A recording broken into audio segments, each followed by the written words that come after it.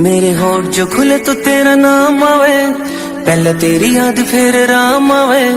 मन ने मेरा तन मेरी जिंदगी बना दी, मेरी जिंदगी किते ते तेरे काम आवे। तू ना जो कवे तो मेरी ना से, हाँ जो कवे तो मेरी हाँ से।